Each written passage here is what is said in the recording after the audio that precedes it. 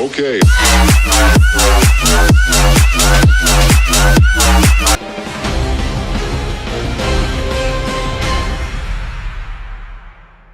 नमस्कार, Dane news देख रहे हैं आप और आपके साथ मैं हूं तनु। खबरों की शुरुआत करने से पहले आइए एक नजर डालते हैं आज की सुर्खियों पर।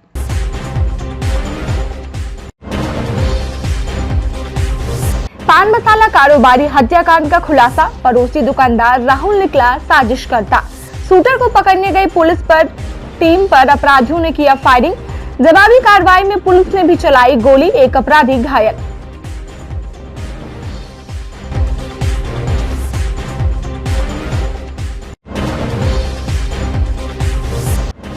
मिनीगन फैक्ट्री का उद्भेदन, भारी मात्रा में अर्धनिर्मित हथियार के साथ 3 तस्कर गिरफ्तार।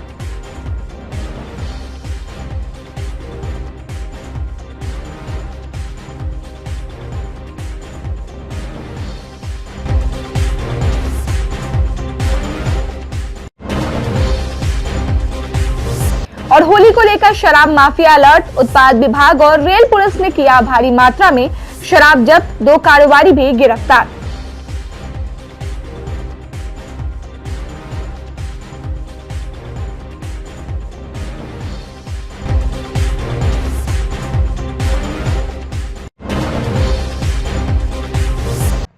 तो ये थी सुर्खियां और अब खबरें विस्तार से। मुजफ्फरपुर का चर्चित जर्दा व्यवसायी गोविंद ड्रोलिया हत्याकांड की दास्तान है, जिसमें इंसान के साथ भरोसे का भी खून हुआ है। डेन न्यूज संवाददाता आमिर की ये रिपोर्ट देखिए। पान मसाला कारोबारी गोविंद ड्रोलिया की हत्या की कहानी एक ऐसे वारदात की दास्तान है जिसमें इंसान के साथ भरोसे का भी खून हुआ। इस घटना ने मुजफ्फरपुर पुलिस को बड़ी चुनौती दी और शहर के बाशिंदों का पुलिस से भरोसा टूटने लगा था। ये सवाल उठने लगा कि इंसान जब अपने घर के दरवाजे पर महफूज नहीं है तो उसकी हिफाजत में लगाए गए ये तमाम पुलिस के जवान और बड़े ओहदेदार आखिर कर क्या रहे हैं। शहर को बंद कराया गया, कैंडल मार्च भी निकाला गया और कानून व्यवस्था को लेकर पुलिस की जबरदस्त फजीहत हुई। लेकिन मुजफ्फरपुर पुलिस इन सब से विचलित होने के बजाय तफ्तीश में जुटी। शनिवार की रात एक बार फिर से नगर थाना पुलिस को बीबी कॉलेजिएट के पास अपराधियों की मौजूदगी की खबर लगी। नगर थाना पुलिस ने धावा बोला तो अपराधियों ने गोली चलाना शुरू कर दी। जवाबी कार्रवाई में नगर थाना पुलिस ने गोली चलाई जो शूटर सुमित के पैर में जा लगी और फिर पुलिस ने राहुल और सुमित दोनों को गिरफ्तार कर लिया। पूछताछ में पता चला कि इस पूरे मामले का साजिशकर्ता राहुल पुलिस के विरोध में प्रदर्शन से लेकर कैंडल मार्च में शरीक हुआ था ताकि वह अपने गुनाहों को छुपा सके और कानून को गफलत में डाल सके। लेकिन सुमित के इकबालिया बयान ने राहुल को बेनकाब कर दिया।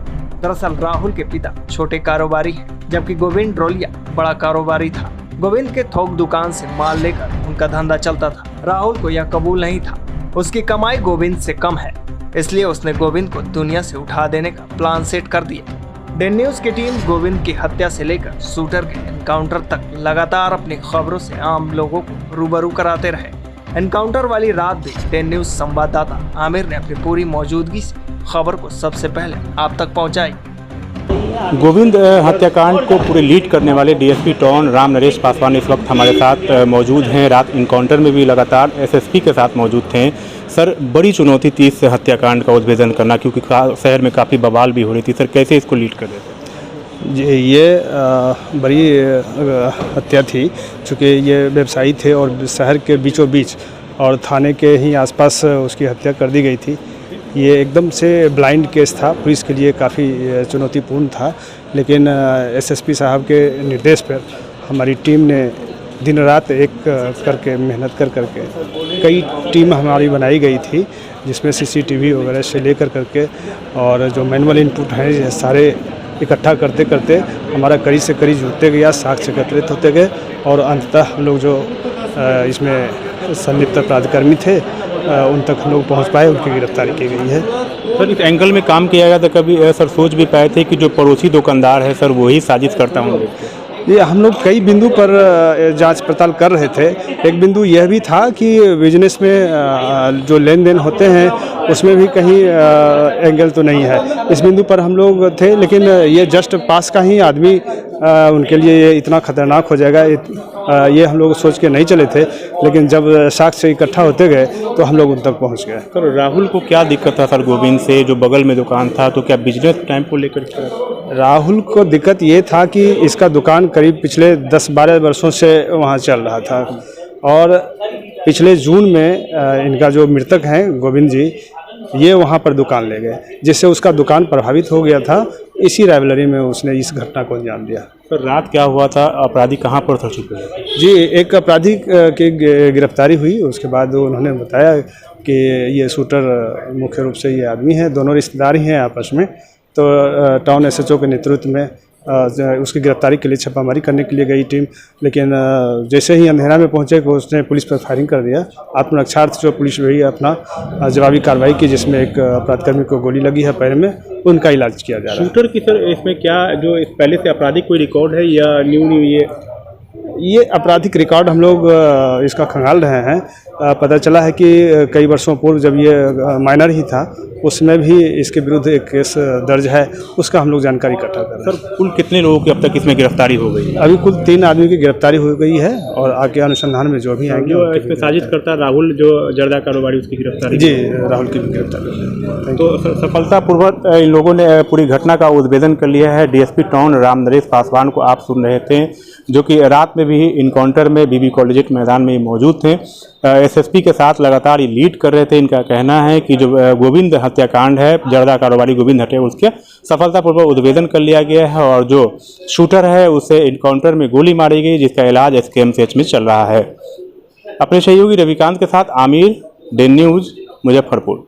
मात्र एक सप्ताह में मुजफ्फरपुर पुलिस के द्वारा जर्दा व्यवसायी गोविंद हत्याकांड में अपराधियों की गिरफ्तारी और इनकाउंटर को लेकर पूर्व मंत्री सुरेश शर्मा ने मुजफ्फरपुर पुलिस को बधाई देते हुए कहा कि मुजफ्फरपुर पुलिस अब उत्तर प्रदेश पुलिस के तर्ज पर काम कर रही है। उत्तर प्रदेश की तरह बिहार पुलिस भी अब ठोको अभियान शुरू करे, जिससे अपराधियों में पुलिस के प्रति खौफ हो। हाँ, करेगा, बिल्कुल ठीक किया है। क्रिमिनल को एकदम तुरंत उसको ठोक देना चाहिए, समझे ना। क्रिमिनलाइजेशन जो बढ़ा है, मैं आज अपने एसएसपी को धन्यवाद दिया हूँ कि उसने ठोको अभियान चलावे और क्रिमिनल को, मतलब जिस तरह से यूपी में हुआ है उस तरह से करे, नहीं तो व्यवसायी समाज आज पलायन की स्थिति अपने को बना रहा था। हम चाहेंगे कि पुलिस हर जगह नहीं खड़ा होती, पुलिस का भय इतना हो कि क्रिमिनल मुजफ्फरपुर छोड़कर बाहर चला जाए।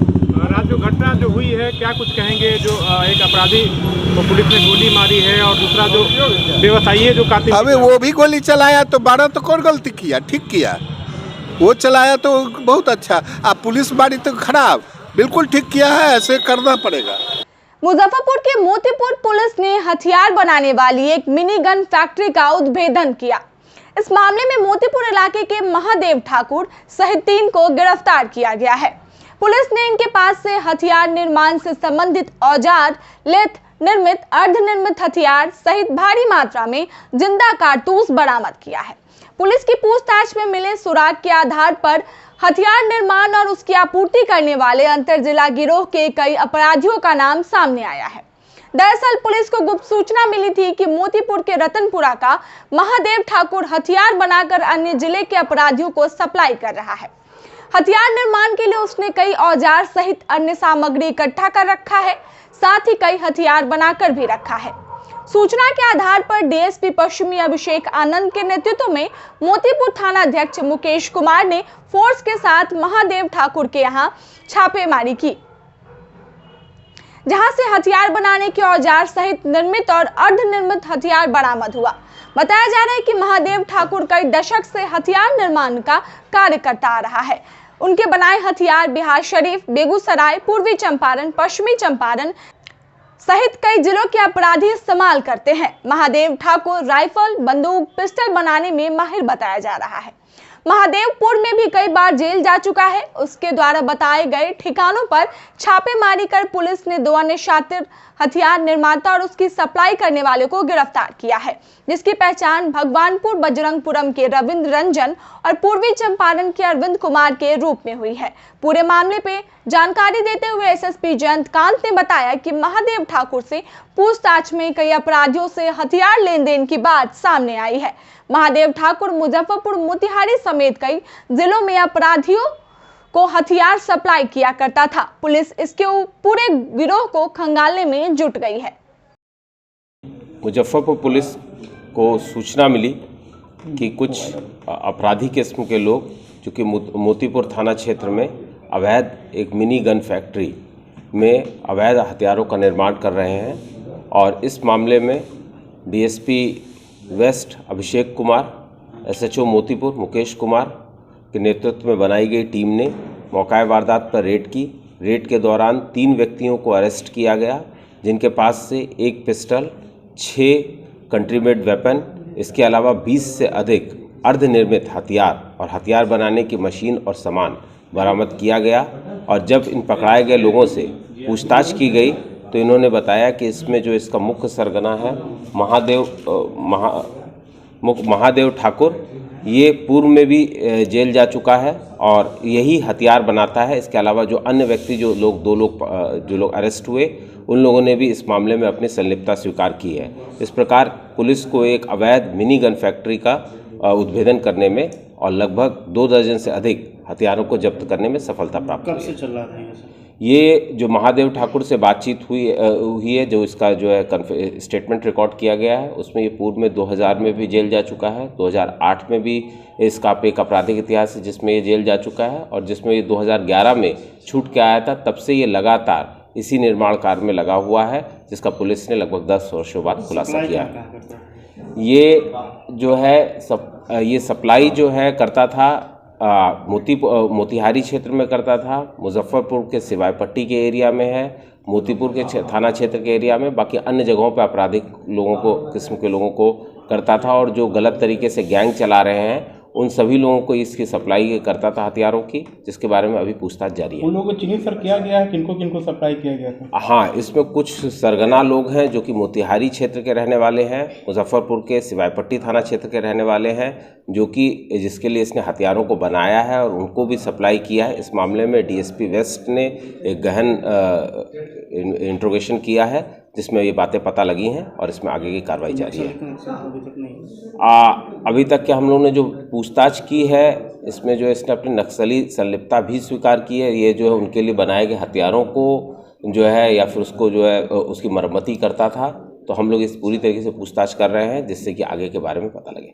ऐसे सामान को बनाने के लिए सर जो बाहर से मटेरियल, कुछ बाहर का भी कनेक्शन नजर आ रहा है? जिस तरीके की आप जो गन देख रहे हैं उसमें मटेरियल बाहर से ज़रूर ला रहा है, लेकिन जो क्वालिटी है वो बहुत अच्छी है, जो नॉर्मली मुजफ्फरपुर के क्षेत्र में जो नहीं मिलती है। इसके अलावा जो है जो बिहार में जो कुछ चिन्हित जगह हैं वहाँ जैसी क्वालिटी इसकी बनाई हुई है, जो कि अच्छे हथियार हैं, अच्छे किस्म के हथियार हैं। तो इस तरीके से हम लोगों ने एक बड़ी मिनीगन फैक्ट्री का उद्भेदन किया है। इन दिनों मुजफ्फरपुर रेलवे स्टेशन प्रेमी जोड़ों के लिए जोन बनता जा रहा है। प्रतिदिन रेलवे स्टेशन पर कई प्रेमी जोड़े अपने माता पिता को धोखा देकर रफ्फू चक्कर हो जाते हैं, लेकिन इसके लिए अब रेल पुलिस ने कमर कस ली है और अभियान चलाना शुरू कर दिया है। रविवार को रेल थाने की पुलिस ने लगभग आधा दर्जन प्रेमी जोड़े को स्टेशन पर से डिटेन कर लिया और ये सभी प्रेमी जोड़े ज्यादातर नाबालिग है। कई लोगों ने तो मंदिर में शादी तक कर लिया था। पुलिस की पूछताछ में इन लोगों ने बताया कि एक दूसरे से प्यार करते हैं और मुजफ्फरपुर से दूसरे जिले में जाने के लिए ट्रेन पकड़ने रेलवे स्टेशन पहुंचे थे। हम दोनों शादी करके अच्छा, कैसे जान पहचान? बात करते कैसे जान पहचान हुआ? बात कैसे की? घर से थोड़ा हट के घर है। क्या नाम है लड़का? मदन कुमार। अच्छा, तो क्या आज क्या तैयारी क्या था तुम्हारा? यहाँ कहाँ आई थी? जा रहे थे नखलौन भागने के लिए? जी, शादी करके। भाग रही थी? जी, बताओ। शादी करके जाने के लिए। कैसे पकड़ा गया तुम? ये एक पुलिस इंस्पेक्टर है ना, से आधार कार्ड दे के पकड़ लिया। लगातार अंडर एज का लड़का लड़की ट्रेन से भागने का काम करते हैं, क्या निर्देश आप लोगों को मिला? हम लोग अभी परीक्षमान में हैं और एसएचओ के द्वारा जो हमें काम दिया जा रहा है वो कर रहे हैं। तो जनरली प्लेटफॉर्म ड्यूटी में हम देखते हैं कि कोई संदिग्ध ऐसा लड़का लड़की जो अंडर एज देख रहे हैं तो उनसे हम लोग पूछते हैं और थोड़ा पर्सनल टाइप से लड़कियों से टॉक करते हैं कि आप क्यों यहाँ पे आई हैं और क्यों मतलब आपको घर से बोल कर आई हैं कि नहीं, उनको सही दिशा दिखाने की कोशिश करते हैं। और ज़्यादातर लगता है कि नहीं मतलब इनको अब कुछ कार्रवाई करनी चाहिए, मतलब समझाना चाहिए, तो उनको थाने में लेके आते हैं फिर और उनसे बातचीत की जाती है। आज तो 4 दिख रहे हैं, 2 लड़के हैं, 2 लड़कियां हैं और शादी वो करने के क्या ये लोग पूछताछ में क्या बोलती हैं कि हम भाग रहे हैं, शादी कर लिए हैं? नहीं, ऐसा वो नहीं बताती हैं। वो बहुत कंफर्म रहती हैं कि जो हम कर रहे हैं वो सही कर रहे हैं। तो उनसे पूछते हैं कि नाम क्या है, एज क्या है आपका। और अगर एक लड़की थी जो 12th में थी और उसका एज लगभग 16-17 था, तो उसको बताते हैं, अवेयरनेस देते हैं कि 30 साल के एज में ही आपको शादी और ये सब आप अपने मन से कर सकते हैं। तो उनको भी समझ में आता है, सॉरी बोल रही थी तो अब वैसे परिजनों से क्या मैसेज होगा आपका? यही होगा कि आप अपने बच्चों को थोड़ा ध्यान दें, समझें उनको, डांट डबट कर उनको काम ना चलाएं। डांटने से क्या होगा कि वो यही करेंगे तो दूसरा अच्छे से बात कर रहा है उसके साथ चल देंगे। तो समझाएं। Thank you ma'am, thank you बात करने के लिए। तो महिला पुलिसकर्मी को आप सुन रहे थे, इन्होंने साफ कह दिया है कि इस तरह का जो भी प्रेमी जोड़े स्टेशन पर मिलेंगे उनको पकड़कर पूछताछ की जाएगी। इधर होली नजदीक आते ही शराब माफिया अलर्ट हो गए हैं। तरह तरह के हथकंडा अपनाकर शराब की खेप को लाया जा रहा है। शराब माफिया इसके लिए ट्रेन का भी सहारा खूब ले रहे हैं। दूसरे राज्य से शराब की खैर बगैर और ट्रॉली में लाई जा रही है। रविवार को रेल पुलिस ने सर्च अभियान चलाकर मुजफ्फरपुर रेलवे स्टेशन प्लेटफॉर्म संख्या 1 पर 2 युवकों की बैग की तलाशी ली। तलाशी के दौरान बैग में शराब मिली। पुलिस ने दोनों को गिरफ्तार कर लिया। दोनों की पहचान पकड़ा के मारकन चौक निवासी चमन कुमार और सतीश कुमार के रूप में हुई है। रेल थाना अध्यक्ष दिनेश कुमार साहू ने बताया कि दोनों से पूछताछ के बाद जेल भेज दिया गया है। इधर होली को लेकर रेलवे स्टेशन पर ट्रेन और स्टेशन परिसर पर विशेष अभियान चलाकर शराब माफियों पर विशेष नजर रखी जा रही है। आज सुबह अवैध शराब की चेकिंग के लिए पुलिस पदाधिकारी और कर्मी को प्लेटफॉर्म पर लगाया गया था। तो चेकिंग के क्रम में आसनसोल गोंडा आसनसोल एक्सप्रेस आई और उसमें जांच के क्रम में S5 में 2 व्यक्ति पिट्ठू बैग में शराब के साथ पकड़ा है। जांच के क्रम में दोनों के बैग से समथिंग 15 बोतल शराब बरामद हुआ, जिसमें जांच पड़ताल कर FIR दर्ज की गई है। उसे न्यायिक अभिरक्षा भेजा जा रहा है। कहाँ का है दोनों मकरन चौक थाना सकरा का। होली को लेकर क्या तैयारी है सर? होली को लेकर हम लोग स्पेशल ये अभी अभियान चला रहे हैं, ताकि सूचना मिल रही कि होली के अवसर पर भारी मात्रा में ट्रेन से शराब लाने की सूचना मिल रही है, जिसको लेकर हम लोग अभी 24 घंटा लगातार ये अभियान चला रहे हैं। मुजफ्फरपुर में उत्पाद विभाग की टीम ने लकड़ी ढाई से करीब 80 लाख रुपए की शराब जब्त की। शराब एक यूपी नंबर हाईवा और ऑटो पे लोड था। हाईवा पर गिट्टी और धान के भूसा के नीचे शराब की पेटियों को छुपा कर रखा गया था। इसकी सूचना उत्पाद विभाग को मिली। उत्पाद इंस्पेक्टर अभिनव कुमार के नेतृत्व में टीम ने धावा बोला। इससे हड़कंप मच गया। शराब माफिया बांध कूद कर भागने में सफल रहे। वहीं हाईवा से जिस ऑटो पर शराब को लोड किया गया था उसे भी जब्त किया गया। चालक भी भाग निकला। दोनों वाहनों को जब्त कर छाता चौक स्थित आबकारी थाना पे लाया गया। शराब की पेटियों की गिनती अभी जारी है। उत्पाद इंस्पेक्टर का कहना है कि 200 से अधिक कार्टन शराब इस पे लोड है। जांच में पता लगा कि स्थानीय शराब माफियों ने होली में खपाने के लिए झारखंड से इसकी खेप मंगाई थी। होली को लेकर इसे स्टॉक किया जा रहा था। इसी दौरान टीम ने धावा बोल दिया। ठीक, क्या कार्रवाई की गई है? ये कार्रवाई पिछली रात की गई है। पिछली रात देर रात्रि की कार्रवाई है। लकड़ी ढाई क्षेत्र में जगन्नाथ मिश्रा कॉलेज के सामने सूचना मिली कि एक हाईवा ट्रक से भारी मात्रा में विदेशी शराब को मंगाया गया है। और जब सूचना प्राप्त हुई, ये भी पता चला कि कारोबारी शराब को अनलोड कर रहे हैं और छोटी छोटी गाड़ियों में इसका वितरण कर रहे हैं। तो छापामारी टीम अधीक्षक मद्य निषेध मुजफ्फरपुर को जानकारी देते हुए और एक छापामार टीम तैयार करते हुए, जिसमें अवर निरीक्षक राजेश कुमार, शिवेंद्र कुमार, कुमार रविशंकर, अंजलि कुमारी और मेरे नेतृत्व में छापामार टीम संबंधित जगह पर पहुंची और देखा कि एक टेम्पो ट्रक जिसमें शराब लदा हुआ था, इससे 2 लोग निकलकर भागने की कोशिश कर रहे हैं। तो उनका पीछा किया गया, परंतु थोड़ा फासला होने के कारण वो लोग भाग गए। कितना शराब पकड़ा? शराब काफ़ी मात्रा में शराब की बरामदगी है और इसकी अभी गिनती की जा रही है। गिनती के पश्चात होली में सर खपाने की तैयारी थी? होली का त्यौहार नज़दीक है तो लगता तो है कि होली के लिए इस खेप को मंगाया गया है। बाकी शराब कारोबारी वैसे भी नियमित तौर पे ये धंधा करते ही रहते हैं। कारोबारी की चिन्हित किया गया है, कौन लोग हैं? अभी तो ट्रक को जब्त किया गया है और शराब की गिनती की जा रही है। वहीं शराबबंदी के बाद अब शहर में गांजा का भी तस्करी खूब होने लगा है। उत्पाद की टीम ने सदर थाना इलाके के गोबरसही चौक के समीप से भारी मात्रा में गांजा के साथ एक तस्कर को गिरफ्तार किया है, जिसके पास से गांजा और कैश की बरामदगी हुई है। वहीं होली को लेकर विशेष अभियान चलाकर उत्पाद की टीम ने विभिन्न जगहों से 4 शराब कारोबारी को गिरफ्तार किया है, जिससे पूछताछ कर जेल भेज दिया गया है। शराबबंदी पर सख्ती से कार्रवाई के दौरान आजकल देखा जा रहा है कि कहीं कहीं छिप करके अवैध प्रतिबंधित पदार्थ गांजा की भी बिक्री की जा रही है। तो इस पर अक्सर शिकायत प्राप्त होती है, तो इस पर कार्रवाई की जा रही है उत्पाद विभाग के द्वारा। इसी क्रम में पिछली रात्रि एक अभियुक्त को गिरफ्तार किया गया सदर थाना इलाके से और उसके पास से लगभग 411 ग्राम गांजा बरामद किया गया। हाँ, अभियुक्त गांजा बेच रहा था, वो संध्या के समय बेचता है और उसके पास से करीब 1590 रुपए बरामद किया गया है। सोमवार को मिठनपुरा रोड एमडीडीएम कॉलेज के सामने स्थित बलीगढ़ गार्डन में चस्का चाय कैफे का शुभारंभ हुआ। कैफे का उद्घाटन नगर विधायक विजेंद्र चौधरी एवं मेयर राकेश कुमार पिंटू ने संयुक्त रूप से फीता काट कर किया। मौके पे कैफे के प्रोप्राइटर अमन कुमार और ईशांत कुमार, भाजपा नेता सह राष्ट्रीय कानून संघ के अध्यक्ष विकास गुप्ता, संघ के ही कोषाध्यक्ष सोनू गुप्ता सहित काफी संख्या में लोग मौजूद रहे। आगत अतिथियों ने जहां संचालक को शुभकामनाएं दी, वहीं अमन और ईशांत ने बताया कि यहाँ फ्लेवर्ड चाय, कॉफी और स्नैक्स के अलावे मोमोज एवं फास्ट फूड भी उपलब्ध है। इंडोर डाइनिंग और पार्सल की बेहतरीन व्यवस्था की गई है। उन्होंने बताया कि फ्री होम डिलीवरी की व्यवस्था तो है ही, बर्थडे, एनिवर्सरी एवं अन्य पार्टी फंक्शन के लिए बुकिंग भी की जाएगी। चस्का चाय कैफ़े है, यहाँ पे स्नैक्स, फास्ट फूड, रोल सब यहाँ पे उपलब्ध है। अच्छे फ्लेवर्स टी यहाँ पे उपलब्ध है। यहाँ एमडीडीएम कॉलेज बलीगढ़ गार्डन, यहीं पे चस्का चाय कैफ़े आए, यहाँ पे इंजॉयमेंट करें, फ्रेंड लोग के साथ आए। यहाँ पे बहुत अच्छे टेस्टी यहाँ पे पार्टी उटी का भी बर्थडे सेलिब्रेशन यहाँ पे आप इंजॉयमेंट कर सकते हैं। क्या कॉस्ट रखा है इसका? इस कॉस्ट क्या है?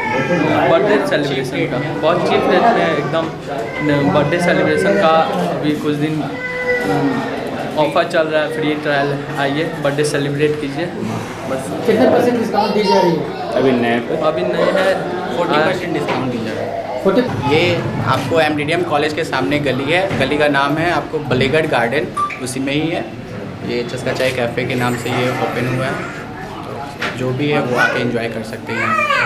कस्टमर को क्या कुछ करिएगा? हाँ, कस्टमर एंजॉय करने के लिए यहाँ पे बहुत ही अच्छा सेल्फी पॉइंट है। यहाँ पे आप वो ले सकते हैं, फिर से बर्थडे पार्टी एंजॉय कर सकते हैं। और फिलहाल अभी तो आज हमारे युवा लोग काफ़ी आगे बढ़ रहे हैं। जैसे इन्होंने इतना अच्छा डेकोरेशन करके और ये चाय चस्का कैफ़े का ये क्या है निर्माण किया है। और यहाँ पर हमेशा क्या बोलते हैं, बड़ी सस्ते दर में बर्गर, जो स्टूडेंट लोग काफ़ी लाइक करते हैं, बर्गर, पिज़्ज़ा, ये काफ़ी सस्ते दर पर ये लोग उपलब्ध करके, और यहाँ पर युवा को बैठने के लिए भी काफ़ी अच्छा जगह है। लोग यहाँ पर आके एंजॉय अपना करें, बैठे और चाय का आनंद लें। और हम ये सभी युवाओं को बहुत बहुत धन्यवाद कहते हैं कि इन्होंने बहुत अच्छा दुकान का ओपनिंग किया है। रविवार को सरैयागंज टावर चौक स्थित पंचवटी होटल के समीप नॉर्थ बिहार का पहला मिल्क मैजिक के एक्सक्लूसिव शोरूम का शुभारंभ पूर्व मंत्री सुरेश शर्मा, नगर विधायक विजेंद्र चौधरी और मेयर राकेश कुमार पिंटू ने संयुक्त रूप से फीता काट कर किया। इस एक्सक्लूसिव शोरूम में मुजफ्फरपुर वासियों को दिल्ली और फूड प्रोडक्ट की विस्तृत रेंज मिलेगी, जिनमें पनीर, चीज, मावा, मिठाई सहित 100% दूध से बने प्रोडक्ट मिलेंगे। मिल्क मैजिक के प्रोप्राइटर प्रिंसु मोदी ने बताया कि मिल्क मैजिक के सभी प्रोडक्ट इस एक्सक्लूसिव शोरूम में मुजफ्फरपुर वासियों के लिए उपलब्ध रहेंगे। वहीं पूर्व मंत्री सुरेश शर्मा ने उद्घाटन के अवसर पर कहा कि मिल्क मैजिक के बेहतरीन प्रोडक्ट शहर वासियों के लिए अब यहाँ उपलब्ध है। उन्होंने खुद यहाँ की मिठाई खाई और उसकी तारीफ भी की। बहुत ही बेहतरीन है मुजफ्फरपुर के लिए। इससे अच्छी मिठाई हम समझते हैं कि कुछ नहीं है। बहुत अच्छा टेस्ट है, बहुत अच्छा व्यवस्था है और हम समझते हैं कि यह लड़का आगे भविष्य में बहुत अच्छे ढंग से इसको मैनेज करेगा। आज हम लोग milk magic product north Bihar का पहला एक्सक्लूसिव शोरूम है। ये सरियागंज टावर के पास पंचवटी होटल के बगल में आज शुभारंभ किए हैं। इसका शुभारंभ सुरेश शर्मा जी पूर्व मंत्री ने किया है और यहाँ हम लोग मिल्क प्रोडक्ट के सभी प्रोडक्ट अच्छे दरों पर अच्छी क्वालिटी का आपको उपलब्ध है और साथ ही बीका जी का भी सारा प्रोडक्ट और रेंज है। एक बार सेवा का मौका ज़रूर दें। क्या क्या प्रोडक्ट है, क्या क्या दे रहे हैं? चीज़, पनीर, घी, मोजरेला और भुजिया, नमकीन, मिठाई, पापड़ सब टोटल आइटम है यहाँ एक्सक्लूसिव। शॉप का क्या लोकेशन है? शॉप का लोकेशन है आपको टावर से सुतापट्टी की तरफ जो बढ़ते हैं तो होटल पंचवटी के बगल में। आम प्रोडक्ट और इसमें क्या फ़र्क देखा जाता है? इसमें क्वालिटी बेस्ट प्रोडक्ट है और रेट भी ठीक है। रेट भी आपको बाज़ार के रेट से लमसम है और कंपनी शोरूम होने के कारण रेगुलर जो है इसमें कुछ ना कुछ एक्सक्लूसिव आपको डिस्काउंट मिलते रहेगा। मिशन भारती और बिहार गुरु के तत्वाधान में मुजफ्फरपुर विभूति सम्मान का आयोजन मारीपुर स्थित एक निजी होटल में किया गया, जिसमें विभिन्न क्षेत्रों के 11 विशिष्ट व्यक्तियों का सम्मान किया गया, जिन्होंने राष्ट्रीय स्तर पर न केवल मुजफ्फरपुर और बिहार को बल्कि पूरे देश को गौरवान्वित किया है। सम्मानित होने वाले डॉक्टर टीके झा चिकित्सक, पंडित सत्यनारायण पाठक शास्त्री गायक, कविकर डॉक्टर रविंद्र उपाध्याय कवि गीतकार, डॉक्टर रंगीला सिन्हा महिला चिकित्सक, डॉक्टर एच.एन. भारद्वाज शल्य चिकित्सक, डॉक्टर बी.एल. सिंघानिया नेत्र रोग विशेषज्ञ, डॉक्टर निर्मला सी पूर्व प्राचार्य, अनिल सिन्हा खेल विशेषज्ञ, डॉक्टर निशेंद्र किंजल चिकित्सक और सितारा वादक, प्रोफेसर अलतमस दाऊदी वैज्ञानिक और प्राध्यापक, केदारनाथ प्रसाद समाजसेवी शामिल हैं। मौके पर कवि साहित्यकार डॉक्टर संजय पंकज, कार्यक्रम संयोजक ऑक्सीजन बाबा उर्फ अविनाश तिरंगा, मुकेश त्रिपाठी, सांस्कृतिक कर्मी सोनू सिंह, प्रेम भूषण सहित काफ़ी संख्या में लोग मौजूद रहे।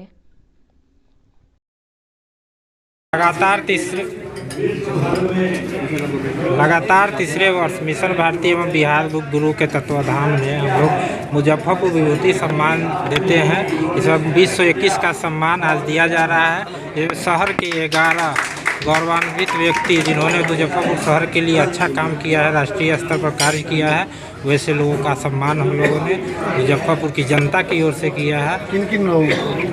इसमें डॉक्टर टीके झा जी हैं, बी.एल. सिंघानिया जी हैं, रंगीला सिन्हा जी हैं, डॉक्टर एच.एन. भारद्वाज जी हैं, डॉक्टर निश्चिंत किंजलक जी हैं, अनिल सिन्हा जी हैं, आदि 11 लोग हैं। मिशन भारती और बिहार गुरु तथा मुजफ्फरपुर सांस्कृतिक सफर एक विरासत के अंतर्गत विगत 2 वर्षों से जो मुजफ्फरपुर विभूति सम्मान की परंपरा की शुरुआत की गई, जिसके अंतर्गत हम समाज सेवा से गौरवान्वित करने वाले विभिन्न क्षेत्रों के बुजुर्ग व्यक्तित्वों का अभिनंदन करते हैं। और वे व्यक्तित्व केवल इस जिला के लिए नहीं, जनपद के लिए नहीं, बल्कि पूरे प्रांत और राष्ट्र के लिए भी महत्वपूर्ण है। ऐसे ही 70 पार के अपने बुजुर्गों का, विशिष्ट व्यक्तित्वों का और समाज की विभूतियों का आज सम्मान किया गया है मुजफ्फरपुर विभूति सम्मान से। और हम सब आशीर्वाद लेने के लिए, अपने भीतर की उस मनुष्यता और संवेदना को बचाए रखने के लिए अपने श्रेष्ठ जनों का अभिनंदन करते हुए, ताकि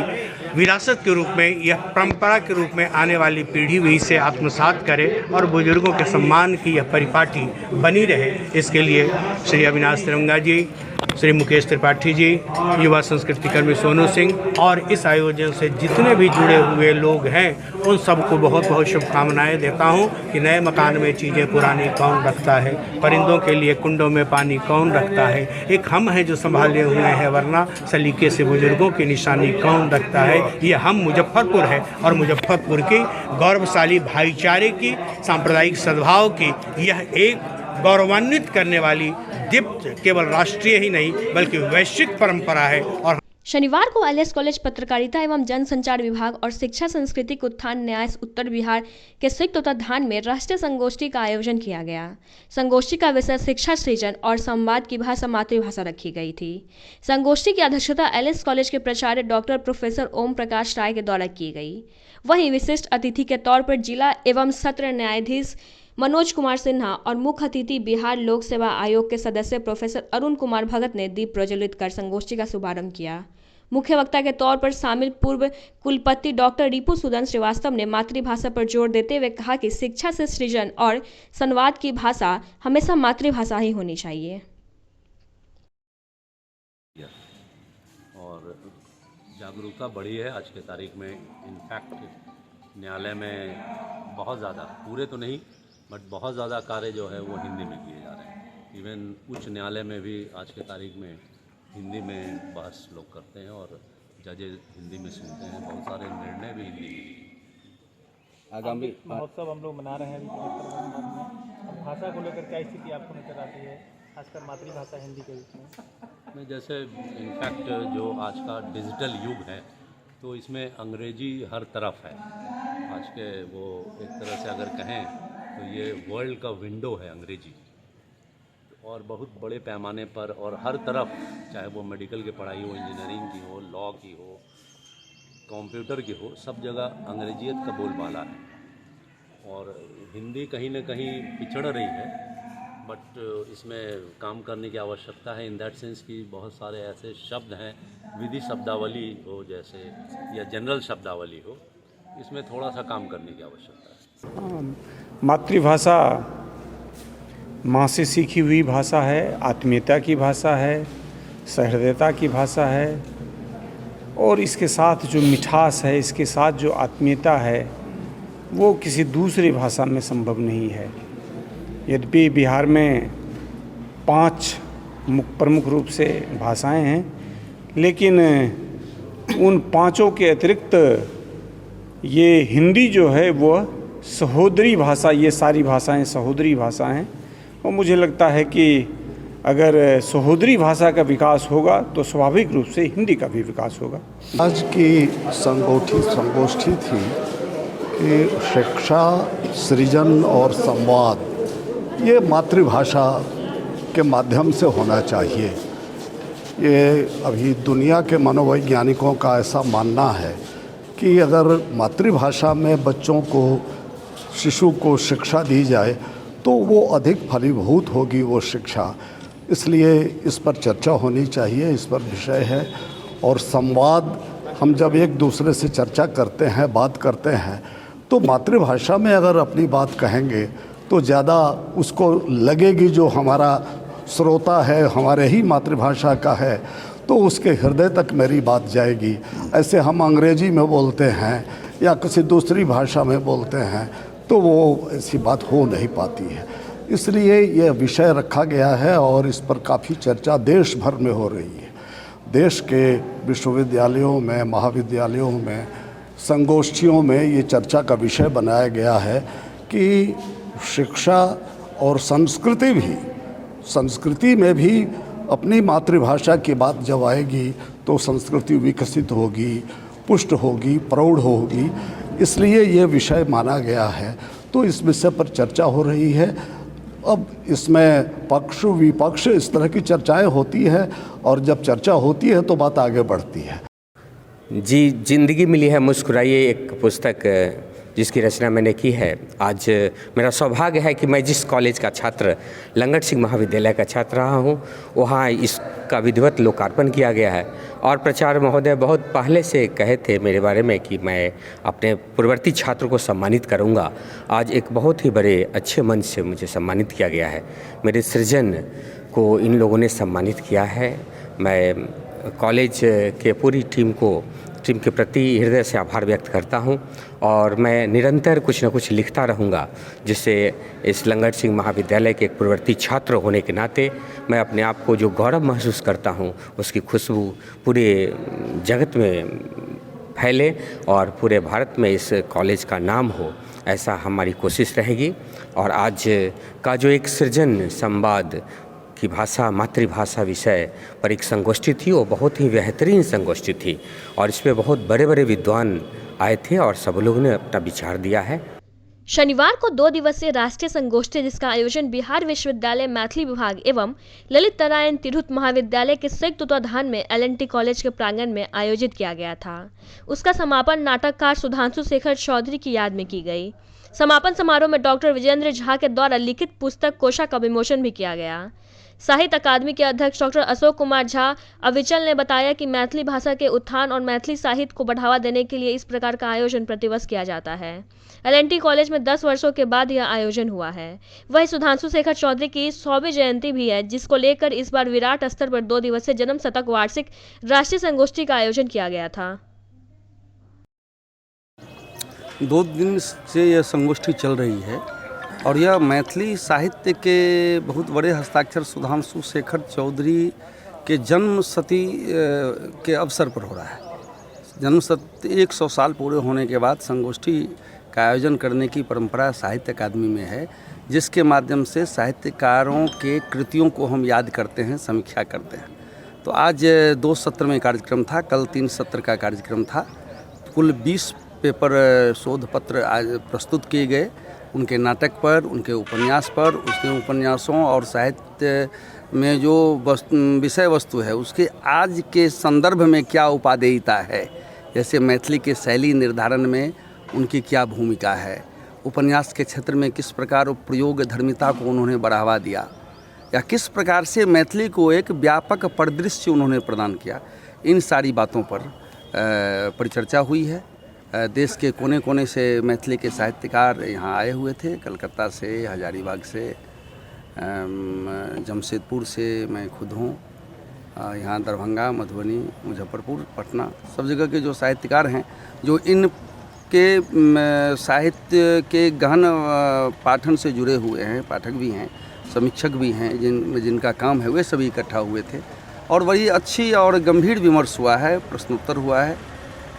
मुझे ये सारे पुस्तकाकार साहित्य अकादमी, संस्कृति मंत्रालय, भारत सरकार द्वारा प्रकाशित की जाएगी।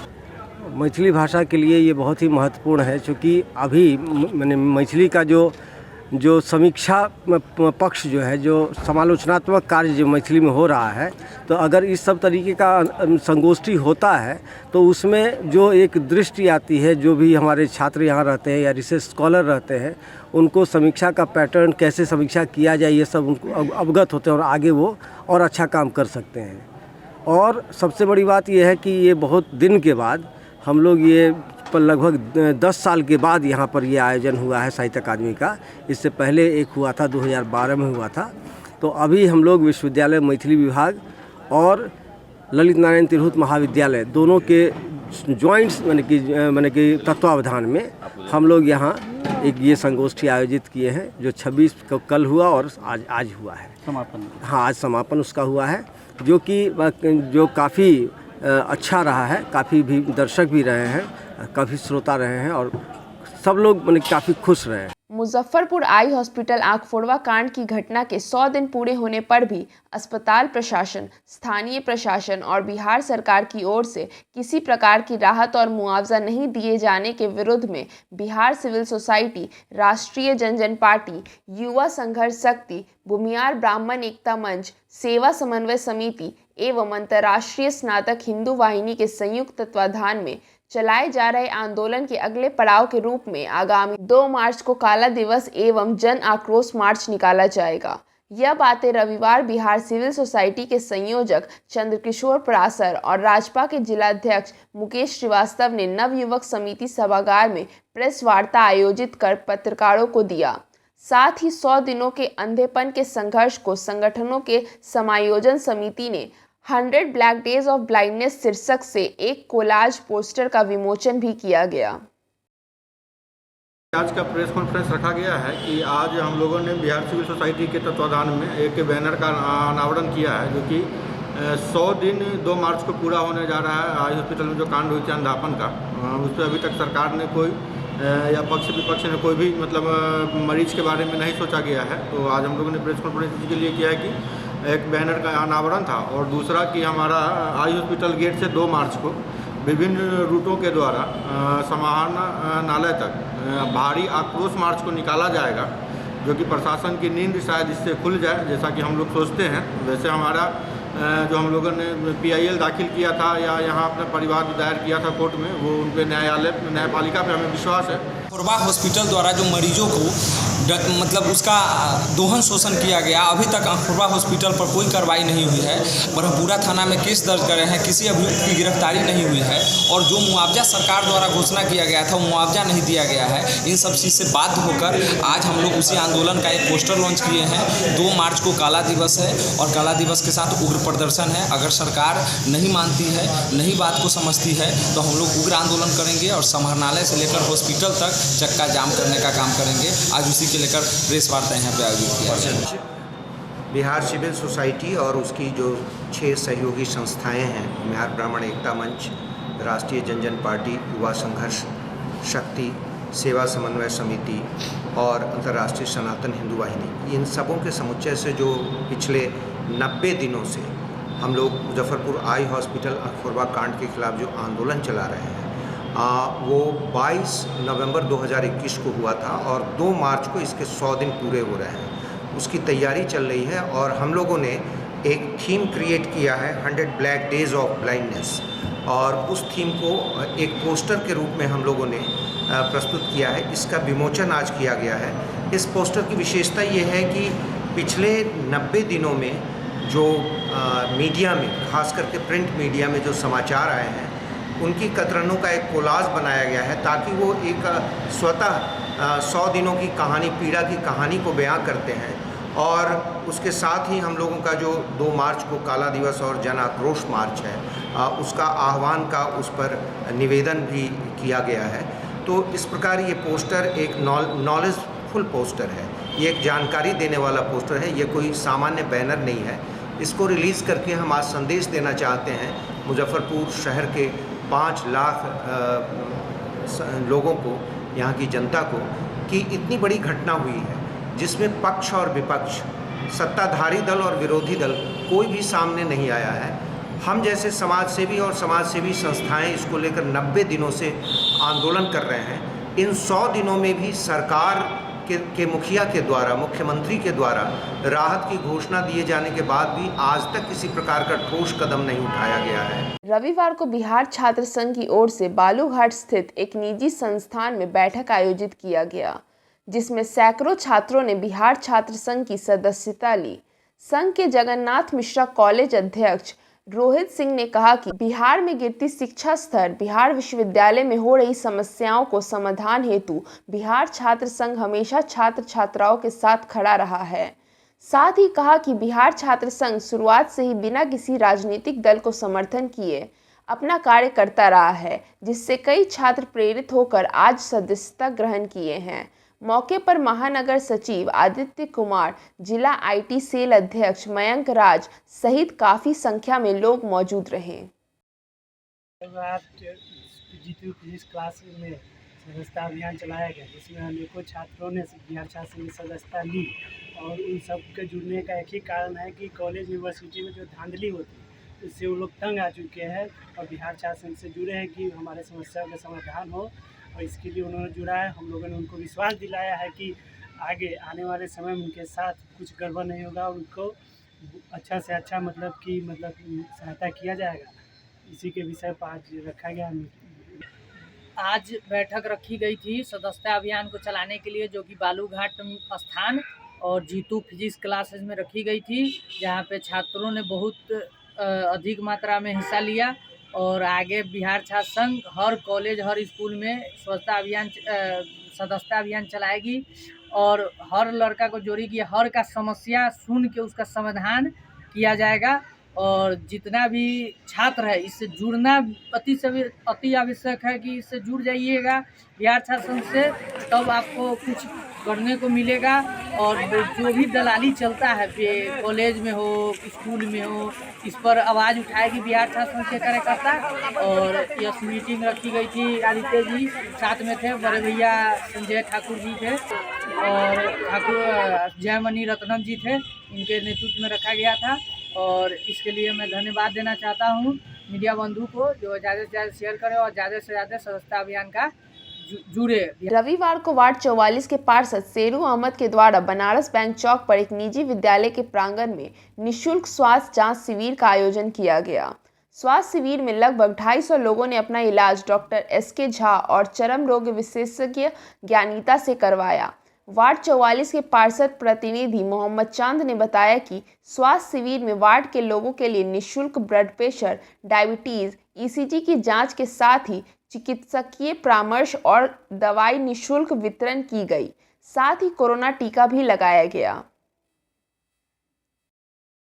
आज हमारे वार्ड 44 में निःशुल्क हेल्थ कैंप किया गया है, जिसमें शहर के मशहूर डॉक्टर SK झा सर और स्किन रोग स्पेशलिस्ट ज्ञानीता मैडम बैठी है। कि हमारा बेस है कि हमारे वार्ड में कोई लोग रोगी न रहे, निरोगी रहे, क्योंकि सब चीज़ यहाँ फ्री है। ब्लड शुगर, उसके बाद BP और भी जांच मेरे यहाँ फ्री हो रहा है। और हमारे ये स्कूल के director Anjum sir, angels valley public school, इसमें बहुत सारे सहयोग दे रहे हैं। और जितने भी लोग आ रहे हैं यहाँ, सबको हर चीज़ का इंतज़ाम यहाँ पर फ्री दिया जा रहा है। किनकी तरफ से लगाया गया? ये वार्ड पार्षद शेरू अहमद की तरफ से लगाया गया है। रविवार को दीवान रोड स्थित एक निजी होटल के सभागार में बिहार राज्य संविदा कर्मी महासंघ के सदस्यों ने 1 मई मजदूर दिवस के अवसर पर पटना में प्रस्तावित राज्य स्तरीय महारैली को लेकर बैठक की। महासंघ के प्रदेश अध्यक्ष दिलीप कुमार सदारफ ने बताया कि बिहार के 11 लाख संविदा आउटसोर्सिंग एवं अवगृतिक कर्मी को विगत 15 साल से राज्य सरकार द्वारा सामाजिक, आर्थिक एवं मानसिक शोषण कर उनके 50 लाख आश्रित परिवार को भुखमरी की स्थिति पर पहुंचा दिया गया है। जबकि विगत 15 वर्षों से कर्मी राज्य के विभिन्न कार्यालयों में बेहतर ढंग से काम कर कई कल्याणकारी योजना को सफल बना रहे हैं। इसके बदले में राज्य सरकार उन लोगों के लिए विगत 15 वर्षों से कुछ नहीं कर रही है, जिसको लेकर निर्णय लिया गया है कि 24 अप्रैल को सभी जिलों में जिला स्तरीय रैली की जाएगी। वहीं मजदूर दिवस के अवसर पर पटना में राष्ट्रीय स्तर महारैली की जाएगी। आज मुजफ्फरपुर में बिहार राज्य संविदा कर्मी महासंघ के बैनर तले बिहार के तमाम 44 विभाग है, 44 विभाग के सभी संविदा आउटसोर्सिंग अवर्गीकृत कर्मियों का परमंडलीय समागम का आयोजन किया जा रहा है। यह प्रथम समागम है, तिरहुत प्रमंडल से इसका शुभारंभ हुआ है। ऐसा ही समागम बिहार के 9 प्रमंडल में किया जाना है, जिसका उद्देश्य है बिहार के सभी संविदा आउटसोर्सिंग अवर्गीकृत कर्मियों को एक मंच पे एकत्रित करना और उनकी शक्ति को संग्रहित करना, संचित करना और सेवा स्थायीकरण और वेतनमान की लड़ाई को सरकार के साथ मजबूती से लड़ना। क्योंकि आज प्रत्येक कार्यालय में, चाहे वह पंचायत भवन हो, प्रखंड हो, अनुमंडल हो, जिला हो या सचिवालय हो, हर कार्यालय में 99% पदों पर अस्थायी कर्मचारियों के साथ कदम से कदम मिलाकर मात्र 1% अस्थायी कर्मचारी है और 99% पदों पर संविदा आउटसोर्सिंग अवर्गीकृत कर्मी ही कार्य कर रहे हैं। तो आज की खबरों में बस इतना ही। कल फिर मिलेंगे कुछ नई और ताज़ा खबरों के साथ। तब तक के लिए दीजिए डेन न्यूज़ परिवार को इजाजत। Okay.